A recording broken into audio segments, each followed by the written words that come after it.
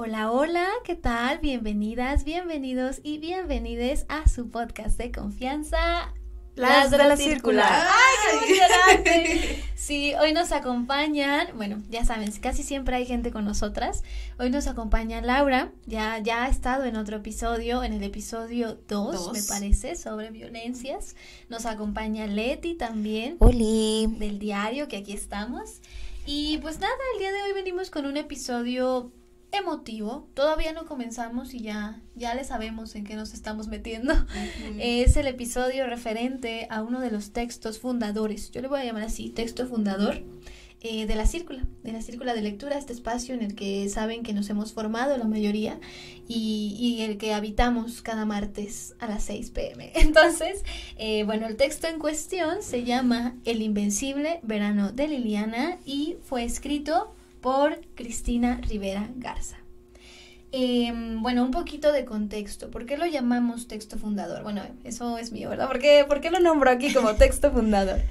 Bueno, no sé si Laura se acordará, que nos quiera platicar un poquito de cómo fue la llegada de este texto a la Círcula.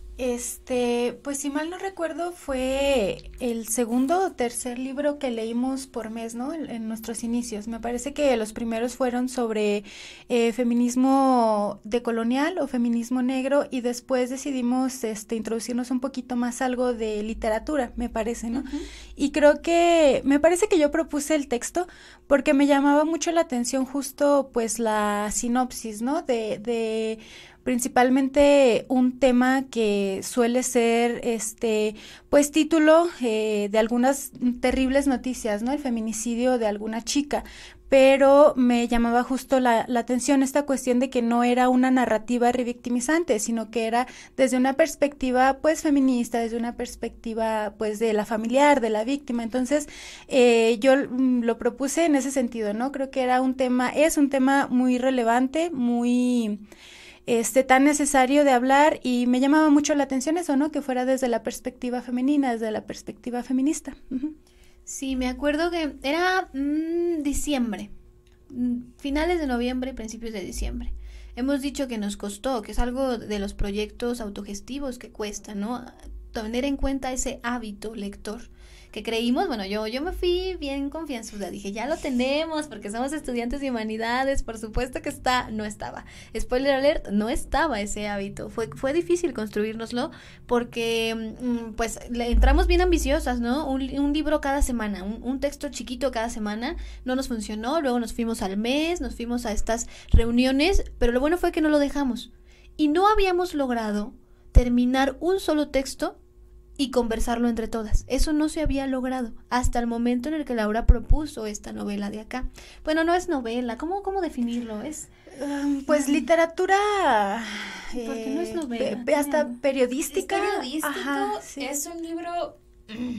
Sí, yo tampoco sé cómo definirlo completamente porque no es que hay rasgos de literatura, pero es un libro que se basa, pues, un poco, para ya hablar un poquito del libro, Cristina Rivera Garza, como saca los archivos personales de su hermana Liliana, y a través de estos archivos reconstruye, pues, los últimos meses de vida de su hermana, y los vuelve en este libro, pero no sabría cómo definirlo.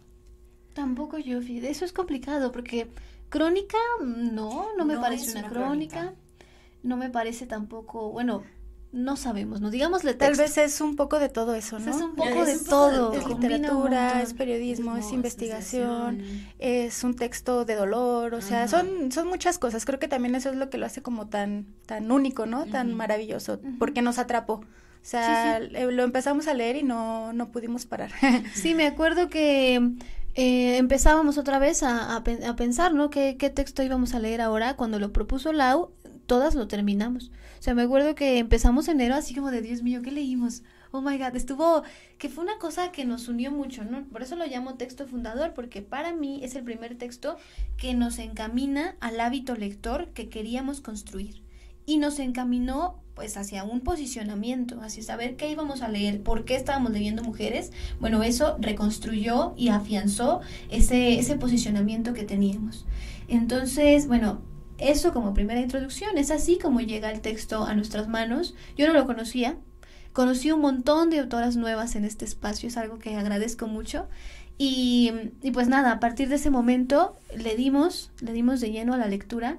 Y este texto se volvió, inclusive con las chicas nuevas que van ingresando, que no lo conocen, se ha vuelto, ¿no?, el texto del que queremos hablar, el texto que siempre les decimos, si no lo has leído, por favor acércate a él, vienes y nos lo comentas, nos platicas y seguramente sacaremos las notas que hicimos al respecto, porque fue algo que nos marcó bastante, yo lo voy a decir así. ¿Se acuerdan ustedes cuando lo leyeron? Uy, pues yo sufrí mucho. Sí, completamente, ¿no? O sea, creo que a pesar de que es un texto tan maravilloso y que engloba tantas problemáticas del pasado y actuales, y que es también un texto muy reivindicador de la memoria de las víctimas, de la víctima de Liliana, también es un texto de dolor, para dolerse, para situarse en el mundo, pues en un mundo que es lacerante, ¿no? Entonces sí, a decir verdad, a pesar de que era que te atrapaba tanto, también llega un punto en el que yo decía, ay, pues ya, creo que tuve suficiente por hoy, me voy a dar un ratito para descansar, ¿no? Porque también llega a abrumar el leer este tipo de textos. Completamente. Sí, lo cierto es que el tema... pues es algo que puede pasar, ¿no? Utiliza las estadísticas, Cristina Rivera Garza las coloca ahí y nos dice, bueno, en México al día, me parece que la cifra ahora es de 11 mujeres, ¿verdad? Están asesinando al día a 12 mujeres. 12 mujeres que se fueron a dormir el día viernes y el sábado no van a estar. Entonces, recordar y más bien adentrarte a este tipo de literatura sí te mueve bastante. Sí es una literatura que necesita...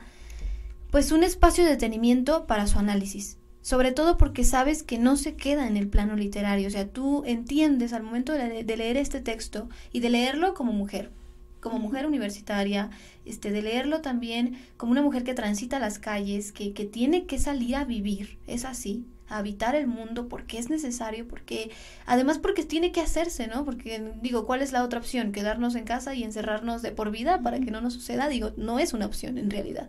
Entonces, leerlo desde ese posicionamiento sí te trae, sí te mueve cosas, sí por ahí puede hacer que pienses bastante sobre el mundo en el que estás viviendo actualmente.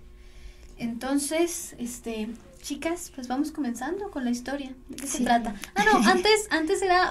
perdón, se nos olvida esta estructura. Antes era hablar de la autora, ¿no? Sí, es cierto. Vamos a comentar un poco sobre Rivera Garza. Bueno, Cristina Rivera Garza nació en Matamoros, Tamaulipas, el 1 de octubre de 1964. Es narradora y poeta. Estudió sociología en la FES Acatlán de la UNAM, la maestría y el doctorado en historia latinoamericana en la Universidad de Houston. Ha sido profesora en la UNAM, en la UEM, en San Diego State University, la Universidad de Pau, Indiana y varias más.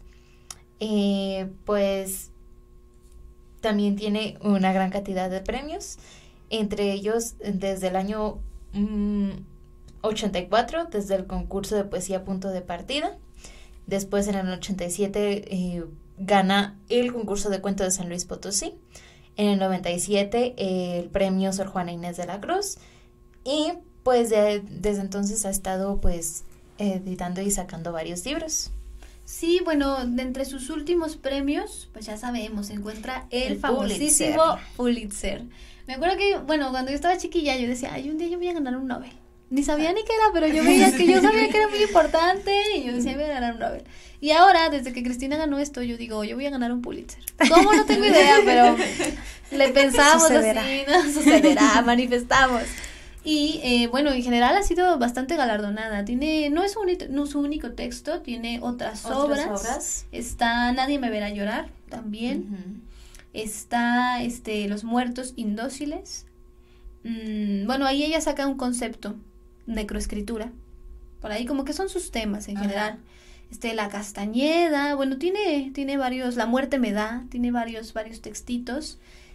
Tiene también sus controversias. Cuando ganó el Pulitzer, o sea, me acuerdo que por ahí rondaba una publicación bastante afamada en el Face, dicen las señoras, en el Facebook, donde decían que era complicada como maestra, ¿no? Que sus alumnos, sus alumnas se quejaban un poquito de esto, como de, sí, ganó el Pulitzer, pero no les dice cómo nos trata en clase. Pues, bueno, tiene sus cositas, ¿no? Y también hemos visto que esto sucede con varias autoras. Lo mencionábamos en otro episodio. Dalia de la Cerda también tiene un montón de críticas como autora, como de, no merece ser autora, que sabe que, bueno, en realidad están aquí por algo. Yo pienso así, claro. ¿No? Y son bien duras con ellas. O sea, las mujeres ganan premios, sí, digamos que en clases bien desgraciada. Siempre hacen eso, no sé qué pasa con la banda. O son muy exigentes o el mundo no está preparada para ellas. Sí, es eso, el mundo no está preparado. Genuinamente el mundo no está listo para perspectivas y para mujeres así, ¿no? Porque yo he llegado a escuchar esta connotación que me parece tan violenta. Dicen algo así como, es que son mujeres con energía masculina. ¿Qué? Dios mío, necesitamos hacer un episodio sobre eso. Ya sé. Un episodio sobre desmontar esa idea patética de la energía masculina. ¿Qué les pasa con eso? Así que, bueno, en general, a esto se dedica Cristina Rivera Garza. Ahora sí que vive el sueño, dicen por ahí. Bueno, el invencible verano de Liliana es un libro en el que ella, pues, básicamente, les voy a leer mejor la hipnosis que viene a la parte trasera del libro, que es, bueno, dice: el 19 de junio de 1990, Liliana Rivera Garza, mi hermana, fue víctima de un feminicidio. Era una muchacha de 20 años, estudiante de arquitectura. Tenía años tratando de terminar su relación con un novio de la preparatoria que insistía en no dejarla ir. Unas cuantas semanas antes de la tragedia, Liliana por fin tomó una decisión definitiva. En lo más crudo del invierno había descubierto que en ella, como bien lo había dicho Albert Camus, había un invencible verano. Lo dejaría atrás, empezaría una nueva vida. Haría una maestría y después un doctorado. Viajaría a Londres. La decisión de él fue que ella no tendría una vida sin él. Hace apenas un año, decidí abrir las cajas donde depositamos las pertenencias de mi hermana. ¿Por qué voy a llorar? Es normal, es normal. Tranquila, es parte del texto. Su voz atravesó el tiempo, y como la de tantas mujeres desaparecidas y ultrajadas en México, demando justicia. El invencible verano de Liliana es una excavación de la vida de una mujer brillante y audaz que careció, como nosotros mismos, como todos los demás, del lenguaje necesario para identificar, denunciar y luchar contra la violencia sexista y el terrorismo de pareja que caracteriza a tantas relaciones patriarcales. Este libro es para celebrar su paso por la tierra y para decirle que claro que sí, lo vamos a tirar. Al patriarcado lo vamos a tirar. Ay. Y si ya terminamos el episodio, también quiero llorar. Ya estamos llorando. Sí. Es que es un texto 10 segundos para llorar. Fuerte. O sea, de verdad, bueno, yo cuando recomiendo este texto, porque yo lo recomiendo, por favor léanlo, es un texto necesario. No se vive después. O sea, hay un cambio sustancial en cómo se vive antes y después de leer este texto. Es esos textos que te cambian, que te mueven cosas, que entiendes la vida de otro modo. Necesarios, es así, es como comer. Este texto es como alimentarte, lo necesitas, pero sí necesitas saber de qué se trata, ¿no? ¿Qué tema va a tratar? Que no es una novela, no es algo que alguien se sentó un día y dijo, bueno, vamos a escribir sobre el feminicidio y me imagino cómo es. No sucedió así. En esto pues hay una historia familiar detrás y también es un texto que a mí me ha reivindicado mi quehacer cotidiano como militante en el feminismo. Saber que decirle esto a las mujeres es importante, porque podemos encontrarnos en un círculo de violencia que termine, en un termómetro de violencia que va escalando y que va a terminar en lo más terrible, que es el feminicidio. Entonces, bueno, pues a comentar este texto. Ay, pues, bueno, para empezar yo quisiera agregar precisamente o reconocer la labor de la autora, ¿no? Que justo como comienza el libro es precisamente por ese andar en Ciudad de México rastreando el expediente judicial de su hermana.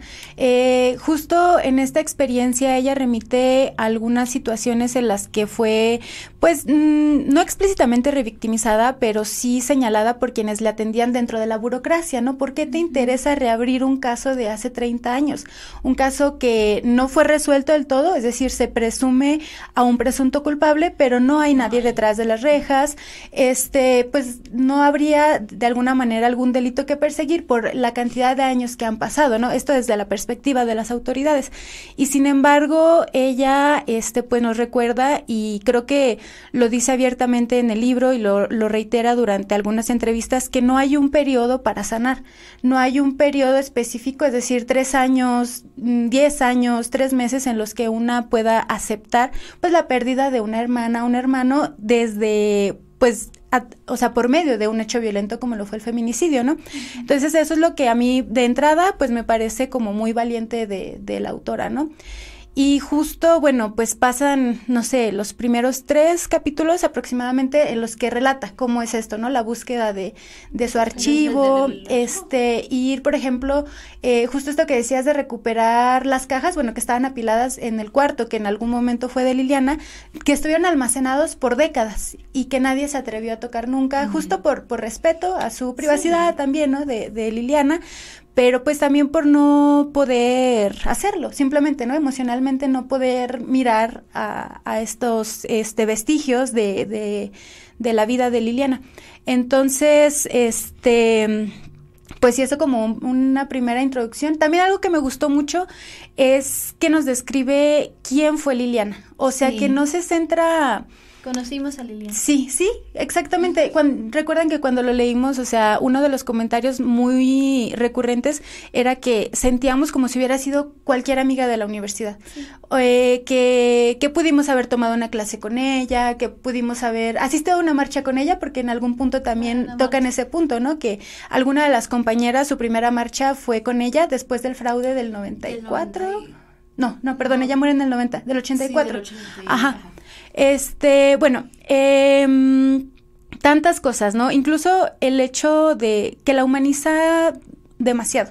O sea, la humaniza al grado que es, pues, ¿no?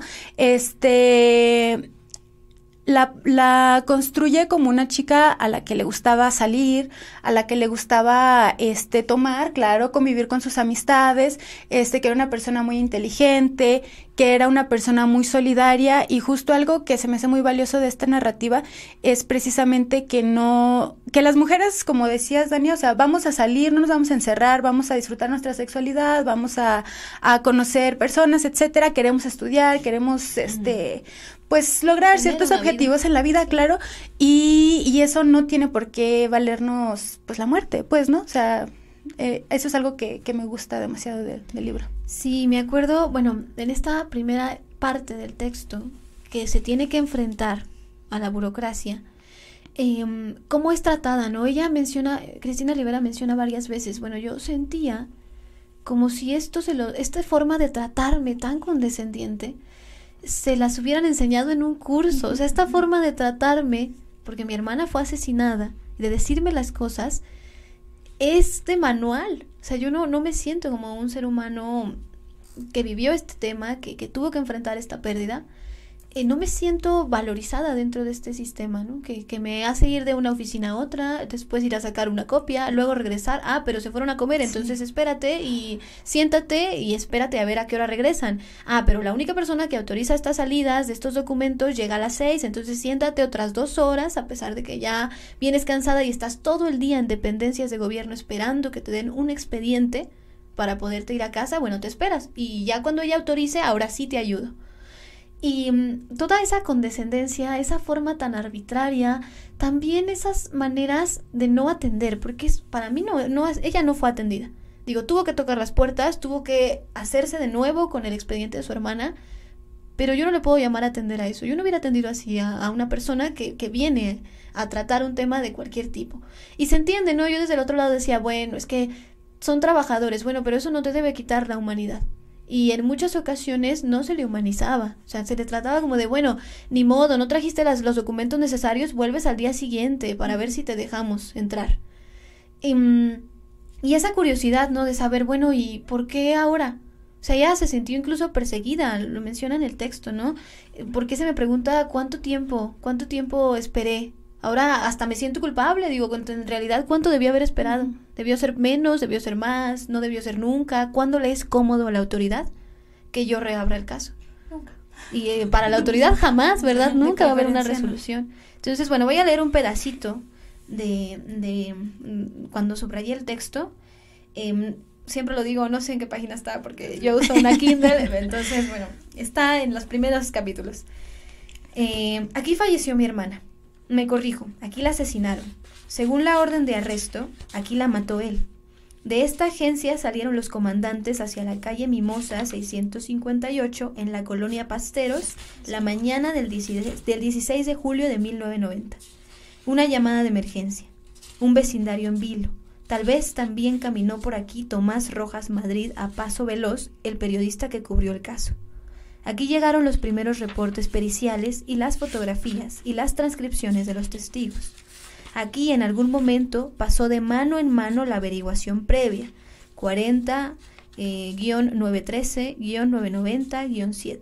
Aquí, o cerca de aquí, se expidió la orden de aprehensión contra Ángel González Ramos, el hombre al que nunca apresaron, el hombre que, libre hasta el día de hoy, no ha tenido que enfrentar a la ley ni pagar por su crimen, el hombre impune.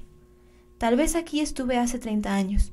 Una de las ayudantes de la licenciada Irazabal camina cerca de donde estamos y, no sin cierta conmiseración, nos pide que entremos y la busquemos en su escritorio. Les voy a explicar lo que está pasando, dice. La licenciada, su jefa, no tiene el expediente. Explica con una paciencia infinita. La licenciada es la directora de la unidad de rezagados. Si las mandaron aquí es porque alguien cree, por alguna razón fortuita, se pudo haber conservado aquí un expediente de hace tanto tiempo atrás. Fortuita, la palabra fortuita. Miren, continúa, señalando la pantalla de su computadora. Ingresa su clave personal y luego el número de averiguación previa. El sistema no la reconoce. Cuando yo llegué acá, hace como 11 años, ya habían cambiado todo el sistema operacional. Y antes de eso, de seguro, hubo otros cambios. Pero algunos se conservarán, ¿no es así? Le pregunto. El clavo de la esperanza sobre la lengua. Algunos se van al archivo de concentración, cierto, pero incluso ahí su tiempo es limitado, explica. No crean ni por un minuto que los expedientes vivan para siempre, pero esperen a la licenciada si quieren que ella les explique. 30 años después, o sea, ¿cómo se les ocurre, no? ¿A quién esperas? ¿Por qué tienes que esperar? ¿Por qué el sistema tan burocráticamente absurdo no es capaz de dar un documento en el momento en el que se solicita, por la razón que sea? O sea, no, ¿por qué tiene que haber una explicación del por qué ella lo necesita? Después continúa. Bueno, vamos ahora con otro capítulo, bueno, otro apartado. Yo solo quiero decir Adelante. algo que acabo de ver la Kindle de Dania, y tienes todo el siguiente capítulo subrayado. Bueno, es que se ameritaba, digo.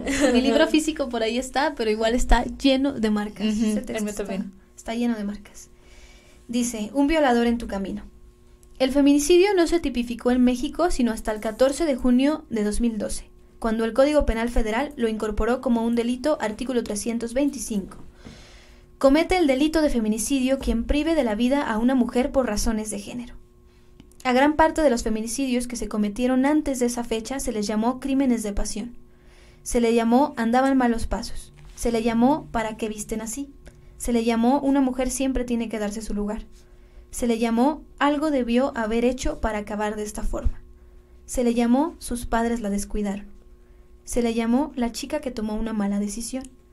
Se le llamó incluso se lo merecía. La falta de lenguaje es apabullante. La falta de lenguaje nos maniata, nos sofoca, nos estrangula, nos dispara, nos desuella, nos cercena, nos condena. Por eso, cuando el grupo feminista Las Tesis organizó el performance Un violador en tu camino, el Día Internacional contra la Violencia de Género en el centro de Santiago de Chile, la pieza tuvo tanta resonancia en todos lados. Continuamos. El patriarcado es un juez que nos juzga por nacer, y nuestro castigo es la violencia que ya ves. Entonces, bueno, aquí cierro la cita. Esto es el feminicidio. Así lo define Cristina Rivera.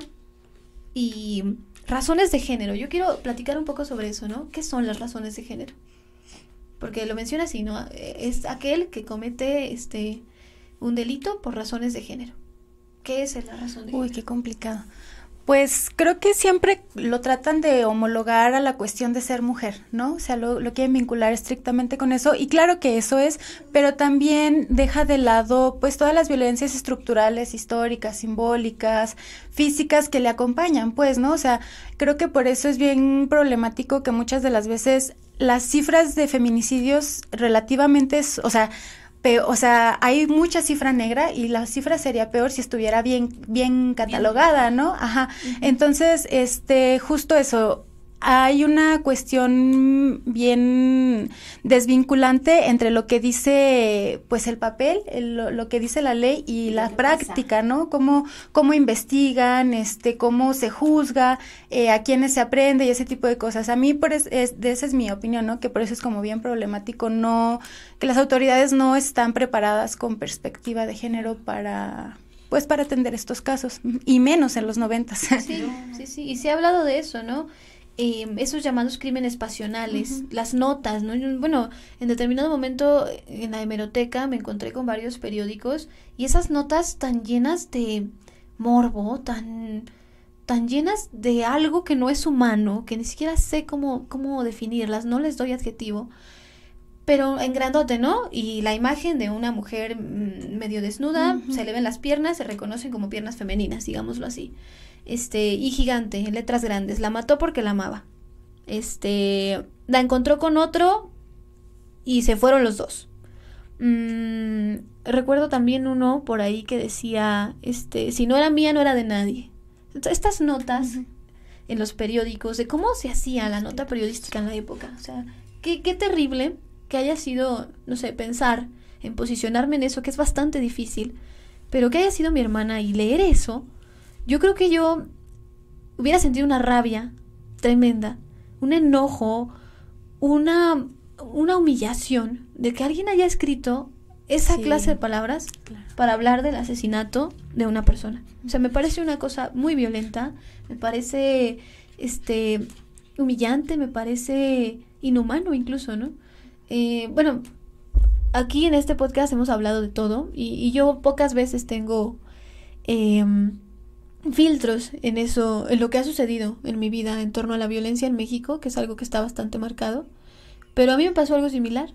Cuando se dio el asesinato de mis primos, recuerdo la nota y la fotografía, y muchas veces quise preguntar, ¿cómo puedo hacer que esta nota nunca más esté en internet? O sea, que esa imagen tan violenta de un hecho traumático para mi familia y para mí no ronde en internet. Hasta la fecha no lo sé. No sé si existe alguna manera. Me parece que en México no. Ahí está, se tiene que... O sea, ¿por qué alguien tiene que soportar eso? O sea, no tiene esa nombre. Revictimización, ¿no? Como no tiene nombre. Víctimas indirectas. Justo algo que quería comentar era la cuestión que a mí me parece muy importante en el texto sobre el lenguaje. Creo que ella varias veces lo remarca, justo en una de las citas que acabas de comentar. Me parece bien interesante el cómo ella dice, no murió, la mataron. Uh-huh. Y que, por ejemplo, en este sentido, ella recalca que para los 90s no existía el lenguaje para identificar el tipo de violencias del que estaba siendo víctima Liliana, es decir, acoso sexual, acoso, pues, amenazas, terrorismo de pareja, feminicidio, violación, o sea, se le llamaba de cualquier otra manera, ¿no? Como amor romántico. Por ejemplo, una de las citas o alguna de las frases que voy a parafrasear es que Cristina escribe: lo único que distingue a Liliana entre ellas o entre ella y nosotras es que ella se topó con un feminicida, y como en ese tiempo no había el cómo identificarlo, por ejemplo, ahora que tenemos este violentómetro, ¿no? Que empieza con pellizcos, que empieza con empujones, con malas palabras, apodos, etcétera, hasta escalar pues terriblemente el feminicidio. Yo mientras leía pues este texto lo supe ver, o sea, bueno, a lo mejor porque está explícito, pues, ¿no?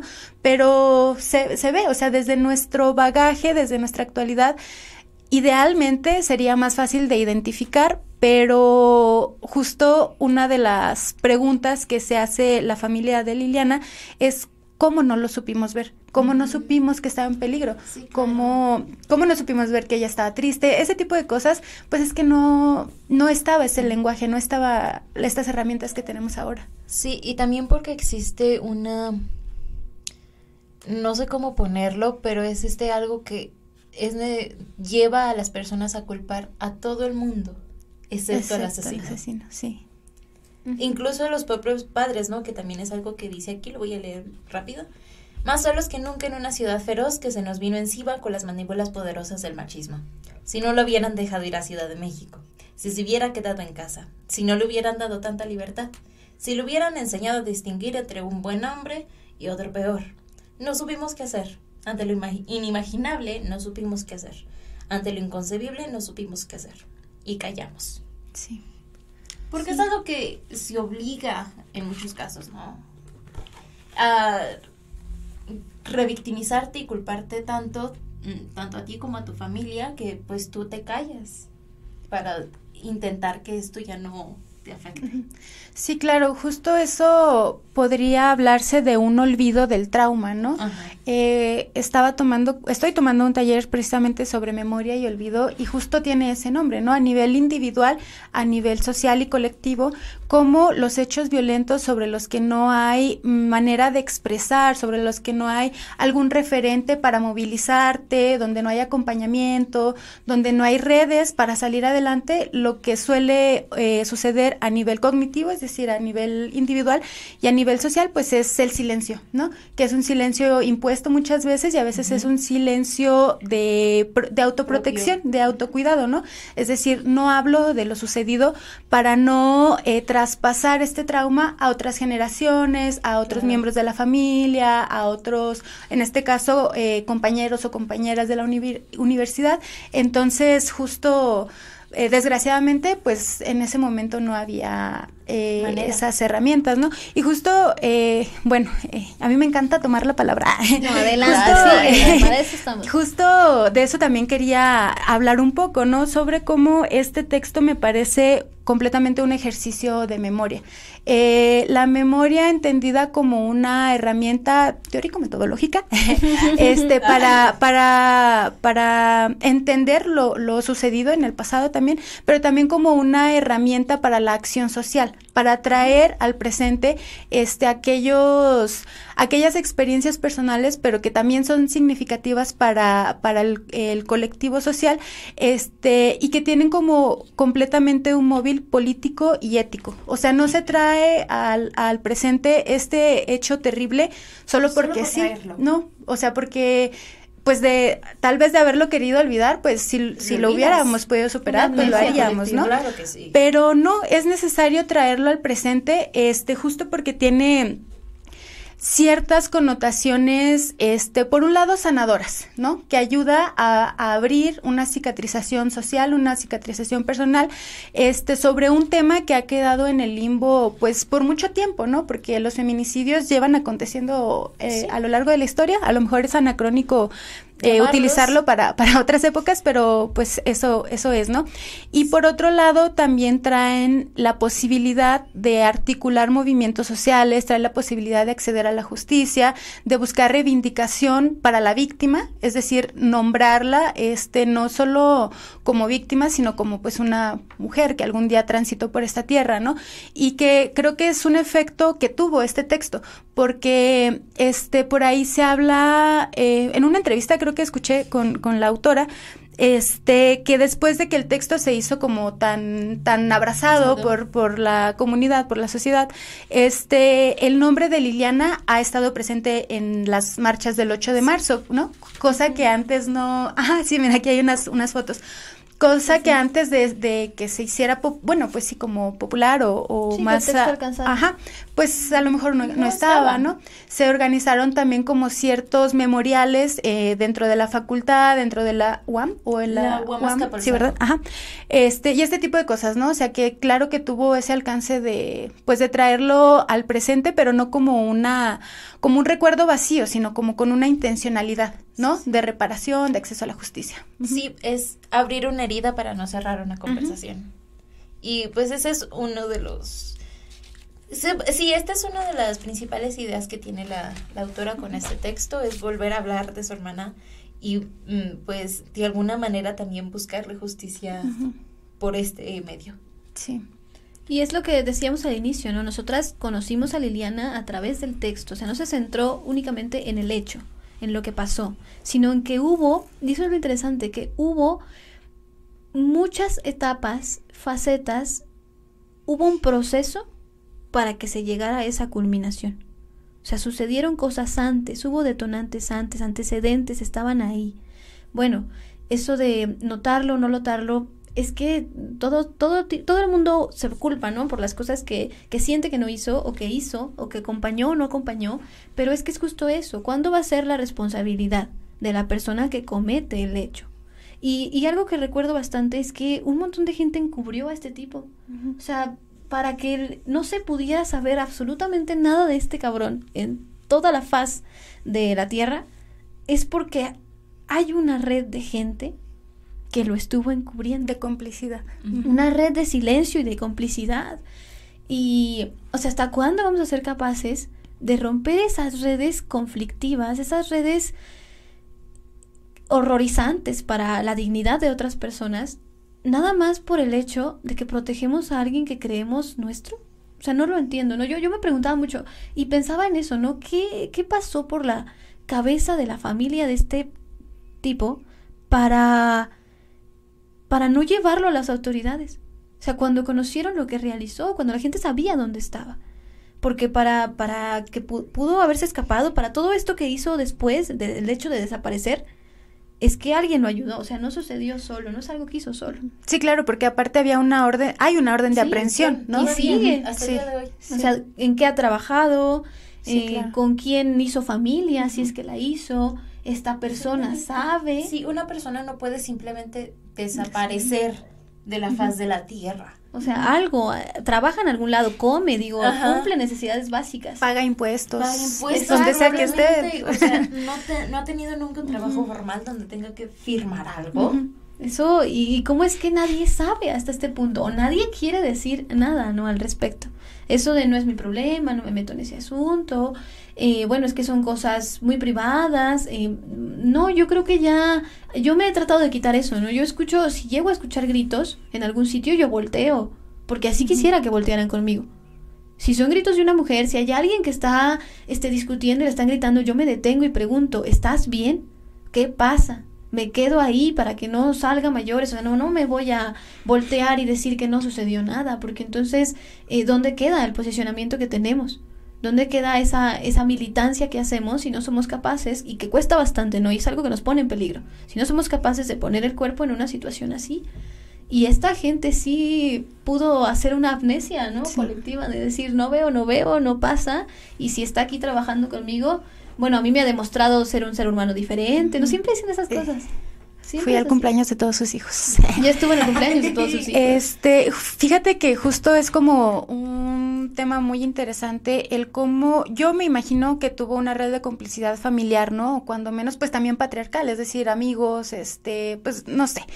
La cuestión aquí que me parece muy cuestionable es pues hasta dónde justo como familia nos podemos hacer de la vista gorda, pero también tiene mucho que ver con cómo nos socializamos en ese sentido, ¿no? O sea, la familia es una institución, o sea, y las mamás y los papás encubren tanto a los hijos, sobre todo a los varones, eso es como un factor de género completamente, ¿no?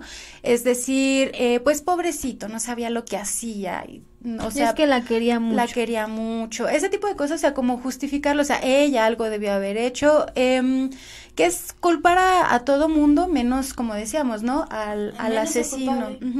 Y es también como bien problemático, justo eso que dices, Dania, que como, o sea, así como una se solidariza y una voltearía y una denunciaría por las otras, creo que también eso tiene mucho que ver con que, pues nosotras somos feministas y militamos, pero no todo el mundo lo hace. Todo el mundo. O sea, a pesar de que por mucho que haya pasado, no sé, que desde hace ya 13 años exista en el Código Penal el delito de feminicidio, a pesar de que ya tenemos un lenguaje muy amplio, o sea, incluso muy moderno, o sea, esta cuestión de las red flags, del fuckboy, o sea, que es como tan contemporáneo para las juventudes, pues de hoy en día, A pesar de eso hay mucha gente allá afuera que todavía cree que las mujeres somos objetos. A pesar de eso todavía hay mucha gente allá afuera que cree que merecemos ese tipo de finales, que no le importa que una mujer esté siendo pues violentada de las múltiples formas en que puede serlo, y eso también es bien problemático, ¿no? A lo mejor de alguna manera también es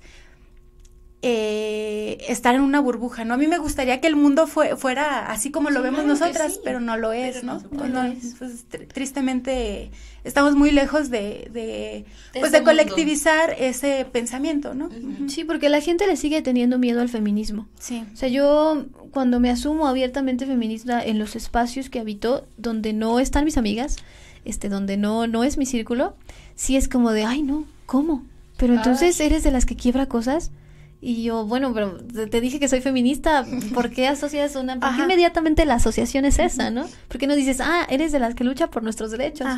Digo, sí, ahí claro. Hay una resignificación, ¿no? ¿Qué te importa? ¿Eres feminista, entonces no te depilas? Digo, hay una lucha qué constante. Tan intrusiva. Exactamente, hay una lucha constante. Entonces, como para que se minimice a eso, ¿no? De decir, es feminista, no se depila. Digo, no son sinónimos, no sé de dónde viene esa falta, ¿no?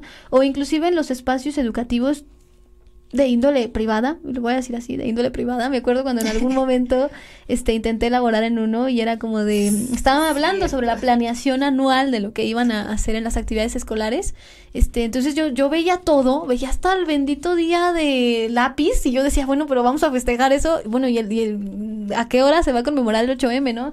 No está el 8M, la directora, ay, no. No. Esas cosas aquí. No, es que eso no. Acuérdense que hay no mucha no vaya a bajar no sé qué espíritu y posee a estas criaturas para algo demoníaco. O sea, yo me quedé así como de, bueno, pero y sí lo mencioné, dije, oigan, ¿y el 8M? No, eso en esta escuela no. No, ¿cómo? No, que van a pensar los papás. Y yo me quedo como de, Dios mío, bueno, es una lucha política, histórica, fundamental para los derechos de la humanidad. O sea, no lo voy a decir de las mujeres, sí, una cosa de humanidad. Y ese sesgo, o sea, pensar que hay gente en puestos de toma de decisiones sin esa perspectiva, yo digo, bueno, Dios mío, hay veces que me doy ánimos y va a sonar terrible, pero digo, ya van de salida, digo, ya pronto dejan los puestos o pronto dejan de habitar este mundo, porque Dios mío, no. Yo también a veces digo lo mismo. No podemos, yo no puedo esperar el momento en el que al frente de estas instituciones haya mujeres, personas que yo diga, güey, tiene perspectiva de género, va a hacer algo, y a partir de ese momento empezaré a creer que estamos haciendo un cambio más grande, porque el cambio ha estado, o sea, desde el momento en el que nosotras decimos, no voy a aceptar esa violencia, me voy a ir de este sitio en el que me violentan, voy a ayudar a la otra, voy a crear una red de apoyo, ahí nosotras ya estamos haciendo algo. No podemos cambiar el mundo, es una realidad, pero hay que colectivizar esto, o sea, que el cambio se vea, que el cambio esté. Sí. ¿Qué piensan? Pues sí, cosas a la vez. Es que es un texto que te deja pensando mucho, ¿no? Yo recuerdo que más adelantito que habla sobre quién era Liliana, justo eso, nosotras, podía ser cualquiera de nosotras. Esa es la realidad, podía ser cualquiera. Más aparte yo lloré con este libro. Como ya se ha dado cuenta, pues, probablemente porque leí 2 párrafos y me puse a llorar. Entonces, pues es que no sé, porque también es un libro, ya hablando de más técnico, la fregada, es un libro que que la escritura es muy hermosa. Sí, es muy fluido, muy buena. Es muy fluida. Sí, es muy bueno. Poética. Encuentra belleza en lo más terrible. Belleza en lo más oscuro. Justo ahorita que decías así como ¿qué pensamos sobre lo que acabas de comentar? Recuerdo que cuando lo estábamos leyendo, a mí me quedó claro, o sea, si de por sí creo que desde que empecé como en la militancia, casi nunca he tenido duda de por qué hacemos lo que hacemos. O sea, creo que en ese momento yo sí me encontraba un poquito, pues, desarticulada, por ejemplo, de la cuestión de salir a la calle, de la cuestión de salir a marchar, de ese tipo de cosas.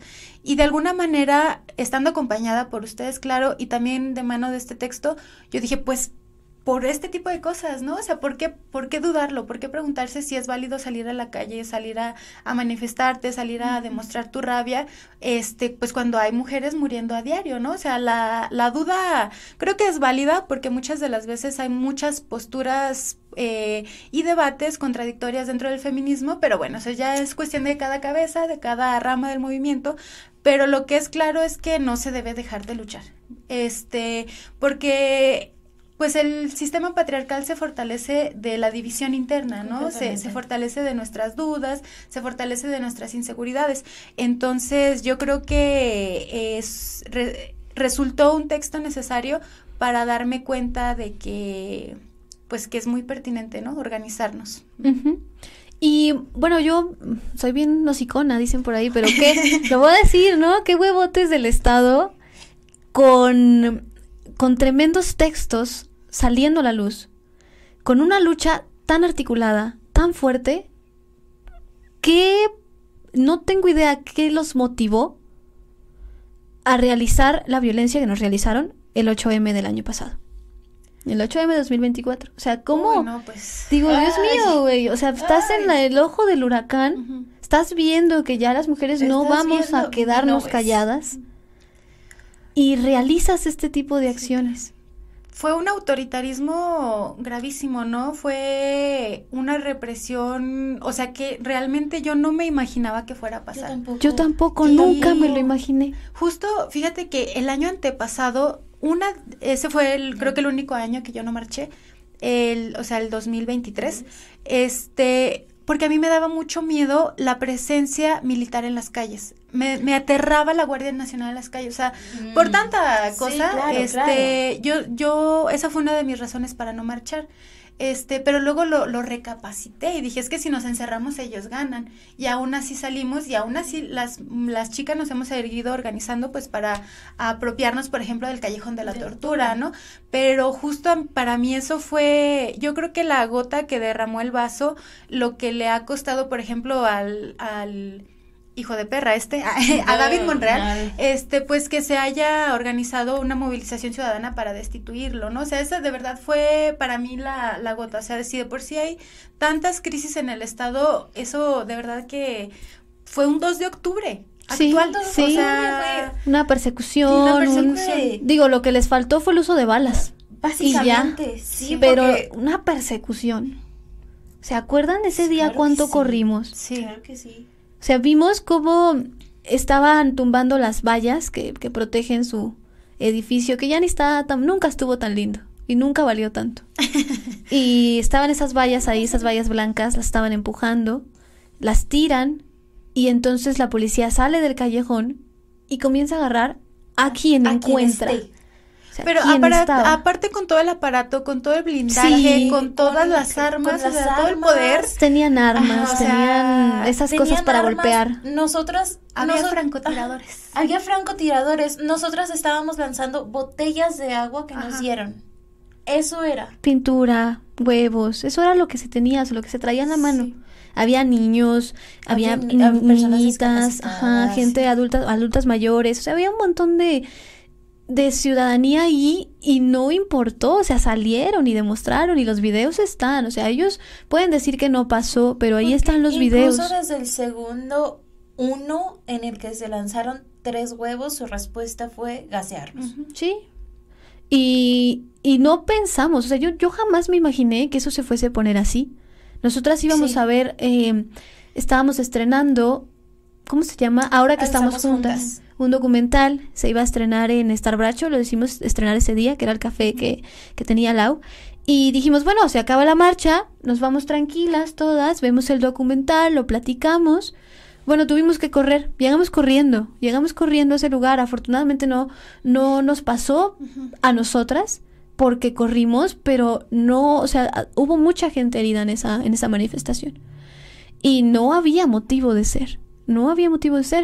Yo no me había puesto a pensar en el posible trauma que me quedó después de eso, pero recientemente, ahora con las nuevas movilizaciones del magisterio, estuve en una marcha y yo tuve mucho miedo. Llegando a Plaza de Armas, vi que había mucha gente y me dio mucho miedo. Dije, nos pueden matar aquí. O sea, ese fue mi pensamiento. Es una respuesta traumática a lo que vivimos ese día. Sí. Y yo solo puedo pensar en cómo se atreven, ¿no? ¿Qué fuerza, qué aparato está detrás para sonsacar este tipo de cosas, aún con un movimiento que crece día con día?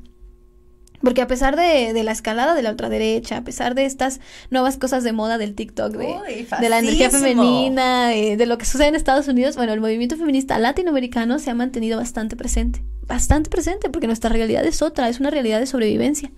Entonces, yo sí pensé en eso, ¿no? ¿Qué pudo haber pasado por la mente de esas personas? ¿Dónde están los derechos humanos? ¿Por qué los organismos internacionales no voltearon acá? ¿A quién se le pagó para que esto no saliera? Humanos les vale. O sea, estas son mis incógnitas, ¿no? Y va a salir un día, porque en el movimiento hay un montón de mujeres bien valientes que sacan esto a la luz. Esto va a salir un día, una investigación tremenda, y estuvimos ahí. O sea, fue real, no nos van a poder decir que esto no. Y yo, si algún día habito las aulas de clase, esto para mí es una fecha de la que se va a hablar, y se va a hablar desde la represión. O sea, de una fecha en la que no va a ser un evento como el que viene en los libros de texto, ¿no? Que ahora está muy pintado de moradito y lo que quieran, ¿no? Que se sepa la represión que hubo en el 2024 en este estado.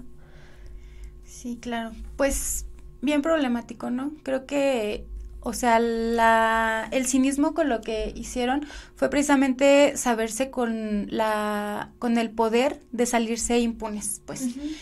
O sea, impunes jurídicamente, legalmente, porque a la fecha, pues, creo que no hay ningún alto mando que haya asumido la responsabilidad, pero creo que no han dormido tranquilos desde entonces, porque justo las compañeras feministas se han encargado de que eso no sea así.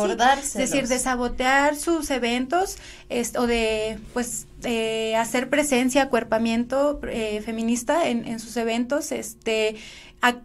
músicas y músicos que estuvieron durante el Festival Cultural también, pues lo nombraron, ¿no? O sea, creo que a pesar de que no ha habido como una responsabilidad del todo, justo vive en la memoria, o sea, está en la memoria del movimiento feminista de Zacatecas, y espero que, pues, en algún momento se transforme en memoria histórica, es decir, que se colectivice lo que pasó, que se conmemore, que se recuerde, que se movilice en torno a este acontecimiento, ¿no? Más allá del movimiento feminista, quiero decir. Y recordar esto, ¿no? ¿Por qué se marcha? Se marcha por la violencia de género, se marcha por ocupar espacios, por la brecha salarial, por la brecha en general en todo tipo de puestos de origen público y no públicos. Se lucha por todo lo que se puedan imaginar que tiene que ver con el género. Y entre todo eso se encuentra el feminicidio. Entonces, creo que es una reivindicación de Liliana, el hecho de que ahora, aunque ella no esté presente desde hace mucho tiempo, habite las marchas, ¿no? Habite estos espacios de lucha. Vamos un poquito a retomar el texto. Como siempre. Así va. Siempre lo hacemos. Así es. Así son las reuniones en la circular. Se habla de todo y de nada, pero todo está ahí. Pero todo está ahí. Todo está conectado. Ajá. Bueno, yo quiero leer una cita. Más adelantito se nos habla de cómo interpretar esto del amor romántico en torno a la relación que vivió Liliana. Y la cita dice así: pero las muchachas escribían cartas sobre todo para hablar de amor, y más específicamente del amor que sentían por los muchachos. Como nadie las entendía, según aseguraban, se contaban entre ellas cosas que no podían contarle a nadie más. Avanzaban a tientas en un territorio nuevo. El amor era el otro nombre del deseo. Mientras los adultos a su alrededor asumían que las niñas carecían de líbido o de sexualidad, o confiaban en que, de tenerlas, serían capaces de domarlas, sobre todo aquellas apegadas a los rígidos principios de la Iglesia, ellas se adentraban poco a poco, no sin cuidado pero sí con arrojo, a la realidad todavía ignota de los cuerpos. Las hormonas hacían lo suyo, y lo mismo hacía la imaginación. En cartas largas, hechas con base en descripciones minuciosas, donde también reinaba el humor, aparecían una a una sus cuitas. El que la gustaba había decidido llegarle a otra. El que no le gustaba insistía demasiado. Al que ya había cortado persistía en regresar. El que le gustaba se había cambiado de ciudad. Uno de otro salón le había mandado decir que lo atraía. El que le gustaba le había rozado los labios. El que no le gustaba seguía mandándole recaditos en papel encerado. ¿Era eso normal? ¿También le había pasado algo similar a ella? ¿Cuál sería su consejo? Las cartas eran una manera de avanzar juntas, protegiéndose la una a la otra, a medida que se alejaban de la tierra firme de la obediencia y la docilidad. Esto, por supuesto, en el contexto de que Liliana asistió a la universidad, hizo amigas, se enamoró, salió, vivió, sencillamente. Hizo lo que cualquiera de nosotras habría hecho en su tiempo libre y habitó esta tierra siendo un ser humano que ocupa espacios. Y me acuerdo mucho de esto que dijo Lau, porque es una frase, es una parte del texto que te destroza, ¿no? La única diferencia fue esa, que la persona que estaba ahí a su lado, que no entendía un no, este varón que no quiso irse, que la celaba, que le revisaba sus cosas, que la persiguió, que estuvo afuera de su escuela en varias ocasiones. Con armas, portando armas, o sea, visitándola con armas. Que la acechaba, pues era la aparente pareja sentimental, una relación que ella había querido terminar varias veces, ¿no? Ese ciclo de violencia en el que a veces es bien difícil salir. Sí, claro, y justo así como vinculándolo con lo del amor romántico, me viene, o sea, estuve recordando ahorita con esa cita, el cómo en las primeras cartas se empieza a ver la presencia de este sujeto, ¿no? Creo que Liliana en algún momento escribió que no le interesaba al principio, ¿no? Pero él se esforzó por conquistarla durante 2 años. Y creo que su relación formal, como quien dice, en esta cuestión de que iba a visitarla a su casa, con consentimiento de sus padres y todo esto, duró aproximadamente 1 año. Y el tiempo que la estuvo persiguiendo fue mucho más que el tiempo que estuvieron juntos. Entonces me llama mucho la atención que al principio él hizo como esto que ahora le llamamos el love bombing, es decir, que le ofreció rosas y chocolates y cartas y toda esta fanfarronería. Bueno, también a veces bonito, pero en este caso fanfarronería. La engañó. La violentó físicamente. Si mal no recuerdo, creo que en algún punto Liliana estuvo embarazada y decidió abortar, porque ella estaba segura que no quería nada que ver con este sujeto, ¿no?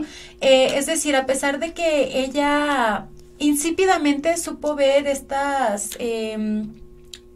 alertas, pues justo no había como el cómo hacerlo explícito, ¿sabes? O sea, no era tan normalizado usar la palabra, por ejemplo, de violación. En algún punto, en alguna de las cartas también, creo que en alguno de los testimonios de sus amigas, ella dice que Liliana le contó que habían tenido relaciones, que al día siguiente tenía como algún tipo de herida, y que le dijo que era porque se había caído, y que en algún punto le comentó que Ángel se había disculpado. Pero disculparse, ¿por qué?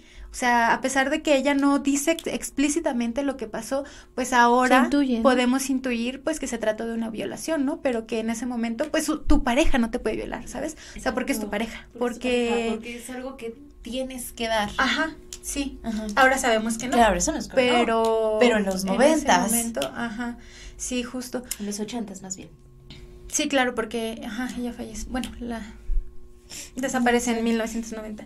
También una de las cuestiones que yo quería tocar era, bueno, ya más o menos hablamos de eso, el tiempo que le costó a Cristina hablar al respecto, ¿no? Porque ahorita que hablábamos de su semblanza curricular o de los textos que ha escrito, uno de sus textos se llama Dolerse, textos desde un país herido, y parte de la sinopsis que aquí se menciona.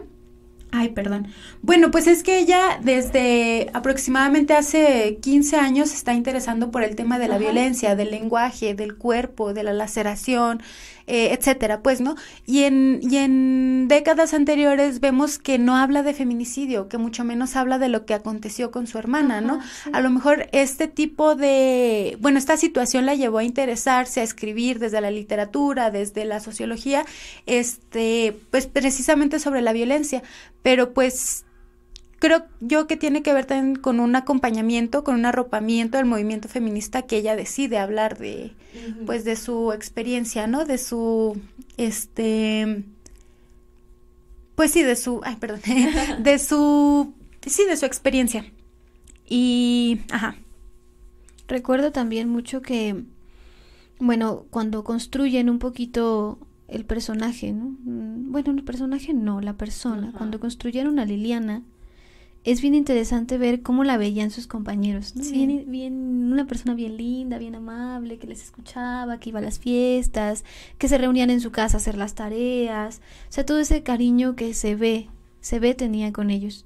Y cómo notaban que este tipo la incomodaba, ¿no? Que decía, es que a ella le da pena, no sé, llega a su casa, nos ve todos ahí, se pelean afuera Se y pelean afuera y no sabemos qué Qué hacer, raro. ¿no? Sí, porque ellos también hablan de que a veces Ángel entraba y se quedaba parado en una esquina viéndolos a todos enojados. Y sí, como ellos veían a esta persona, sabían que existía esa persona, que algo tenía que ver con Liliana, pero no, tampoco ellos sabían cómo nombrarlo. Sí, claro. Sí, cómo ayudarla. También, bueno, este tipo, para entender cómo operan, ¿no? Entender cómo operan y darnos las herramientas de irnos de esos espacios, que es bien difícil, pero era un tipo bien insignificante, hay que decirlo. Sí. El tipo no había hecho nada en su vida. Digo, por ahí vagaba, no pudo entrar a la universidad, eso lo frustraba mucho, porque Liliana sí se fue a estudiar. Y se fue a estudiar lejos. Lejos de Que donde también es él algo, estaba. algo importante, ¿no? Que ya no pudo tenerla en un lugar en el que estaba cerca de él Para y vigilarla, para para vigilarla. controlarla. Ujú.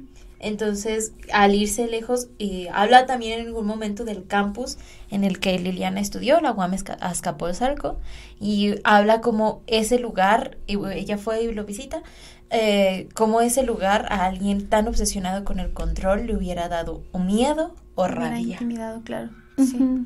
Sí. Sí, justo eso, ¿no? Como el brillo de una mujer que creo que uno de los capítulos se llama así, ¿no? Allá va una mujer libre. Sí. Ajá. O sea, como con tantas ganas de conocer el mundo, con tantas ganas de encontrar algo más allá del pueblo de donde venían ellas, que pues bueno, a lo que Bueno, quiero entender en el chiquito. texto. Ajá, no sé es... si pueblo Toluca entre como pueblo, Ajá.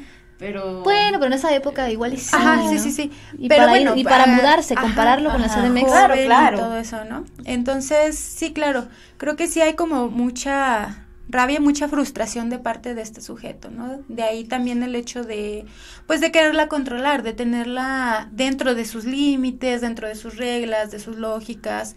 Entonces, pues, bien complicado.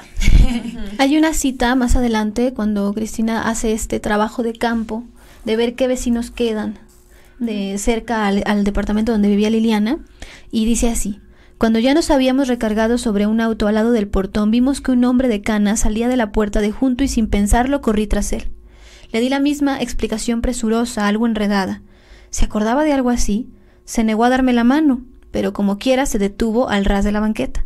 Saúl se nos unió pronto y me tomó del brazo. Las calles cambian, es cierto, pero no son olvidadizas. Sí, dijo bajando la voz como si se preparara para contarnos un secreto. La muchacha tan guapa, tan buena gente, compraba el pan aquí, dijo, en lo que fue la panadería de mi papá, cada mañana de camino a la escuela. Como me vio volver a la vista hacia el expendio de agua, aclaró: mi papá está enfermo y se deshizo de la panadería. Por eso vengo a verlo, porque está muy enfermo. Y después dijo: era estudiante de la universidad, ¿verdad? ¿Sabe usted qué fue lo que pasó? Atiné a preguntarle. Volvió a guardar silencio, incómodo. Bajó la vista, apachurró algún insecto imaginario con la punta del zapato. Hizo como que se daría la vuelta para alejarse, pero no movió los pies sobre el pavimento. Fue su novio, ¿verdad? Lo veíamos seguido por acá. Tenía un coche negro y a veces venía en una motocicleta roja. Bien parecido él. Yo debí tener como 12 años entonces. Lo supimos más bien por el periódico. No vino la policía. Fue hace tantos años, discúlpeme. Tengo mucho tiempo de no pensar en eso. Ella era buena gente, eso sí. Siempre saludaba a todo mundo. Eso, bueno, a mí me hizo pensar mucho en cómo opera la memoria. Y es algo colectivo, ¿no? Sí hubo gente que se dio cuenta, sí hubo gente que vio, pero de nuevo también fue gente que decidió o no tuvo otra opción, o pensó que no se podía hacer nada, o en esos tiempos no se hablaba de eso, o son cosas privadas, o no te metas, son relaciones de ellos, o todo eso que había alrededor de poder decir un cuidado, o de un alertar, o de un decirle no la trates así, no hagas esto, o sea, de un poner un alto, ¿no? Me acuerdo de eso. También, bueno, en otra parte del texto, cuando menciona precisamente lo del aborto que se realizó Liliana, bueno, ahora es más sencillo hablar de eso, es un poco más fácil acceder al aborto, es también más sencillo, si podemos decirlo así, expresarlo, ¿no? Decir lo que te pasó, me pasó esto y ahora voy a interrumpir el embarazo. Pero en esta época había como una intención de desproveer a las mujeres de una vida sexual activa. O sea, de todo eso que ella guardaba en silencio, que no decía. Y también es algo que quiero leer, ¿no? Decía acá una cita ya hablando más de este personaje. Dice, es que Ángel dijo, ¿Ángel qué? Me atreví a preguntarle. Ya me había confiado antes que desde que había comenzado la universidad Ángel se había vuelto más celoso que de costumbre. Él había reprobado el examen de admisión, así que no tuvo otra alternativa más que trabajar en el negocio de la familia que quedaba en Toluca. A Liliana le preocupaba que él se sintiera menos que ella. Ese era su carácter, le preocupaba siempre el dolor de los demás. ¿Ángel qué? Le insistí. Fue entonces que me dio a entender que la había lastimado, justo para... paréntesis, para enarbolar esta idea que nos platicó Lau. No supe si podía hacer otra pregunta o si era mejor guardar silencio. Las relaciones sexuales no eran un tema tan fácil de abordar entonces. Muchos chicos tenían sexo con sus novios, pero eso no era tan inusual. Pero hablar abiertamente de eso, al menos entre nosotras, no lo era. De entre las cosas que dijo, concluí que el día anterior que había ido a casa de Ángel, que se habían bañado juntos y habían tenido relaciones sexuales, estaba dormitando cuando él la despertó, insistiendo en que tuvieran sexo de nueva cuenta. Liliana no dijo explícitamente que la forzó, pero sí me contó que al final él le había pedido disculpas. Poco tiempo después, Lili me dijo que había terminado con Ángel, pero él no la dejaba ir. Me jalonea, Laura, decía, agarrándome literalmente del brazo e imitando el movimiento que describían sus palabras. Pues esto es violencia. Es así, violencia en su forma más explícita. Hay muchas formas, hay muchas maneras, pero esto iba escalando, ¿no? Esas formas de violencia física, sexual, psicológica, de ese acoso, de ese acechamiento que tenía sobre ella, hasta que detonó el asunto. Entonces, pues algo más, chicas, que queramos decir en torno al texto, que quieran ir acomodando ya para cerrar. Pues yo quería comentar algo en la cuestión que tal vez yo entendí mucho a la autora, ¿no? El por qué tratar de hablar de este tema, y, bueno, también justo a mí me llegó cuando yo estaba escribiendo, por ejemplo, mi tesis, que también es sobre violencia, ¿no? Y creo que en algún punto también me llegué a preguntar, ¿por qué escribir sobre violencia, no? O sea, ¿por qué en otro tema más, más del pasado, más más de archivos, más, ¿sabes? O sea, ¿por qué no otro en el ámbito análisis de la catedral? Claro, ¿por qué no otro análisis de la catedral? Ay, no. Claro, y justo, yo creo que es bien difícil hablar, o sea, escribir e informarte sobre estos temas, ¿no? O sea, algunas de ustedes lo saben, otras no, pero yo, por ejemplo, también perdí a mi hermano de una manera violenta, ¿no? Él fue víctima de homicidio en 2020. Él y otras personas, bueno, no quisiera profundizar en eso. La cuestión es que este texto a mí me llegó en un punto en el que para mí era bien difícil seguir leyendo noticias, seguir leyendo sobre secuestros, sobre feminicidios, sobre desapariciones, o sea, era muy difícil, ¿no? Entonces también me ayudó a entender que era necesario nombrarlo, ¿no? Que al igual que para la autora, fue un proceso de sanamiento el poder escribirlo, el poder hacerlo público, poder realizar un duelo público, para mí también me sentí muy identificada, ¿sabes? Creo que hasta antes de enero del año pasado para mí era bien, o sea, creo que para mí era innombrable, ¿no? O sea, sin sentir vergüenza, sin sentir dolor, sin sentir miedo, etcétera. Y creo que escribir ayuda a sanar. Sí. Entonces, después de que yo terminé mi tesis, o bueno, pues sí, después de este proceso de investigación y de escritura, lo veo desde una manera diferente, o sea, no es sin revictimizarme y sin revictimizarlo ni a él, ni a Liliana, ni a todas las víctimas de todo este fenómeno de violencia, sino que es parte de un posicionamiento político, ¿no? Escribir para no olvidar, escribir para sanar, escribir para nombrar, para politizar, para sumar a una lucha en específico, ¿no? Entonces creo que también es algo que a mí, pues leerla a ella y escuchar sus entrevistas, escuchar que claro que no es no es que esté loquita y que diga, ay, sí, me ayudó a sanar la escritura. No, es que es una realidad, ¿no? O sea, para mí fue muy real. Y pues eso también, es necesario hablar sobre violencia, ¿no? También leía yo, por ejemplo, una entrevista que le hicieron a Rita Segato, en la que ella decía que le preguntaban después de, me parece, 20 años que ella tiene investigando el tema sobre violencia contra las mujeres en específico, cómo era para ella, ¿no?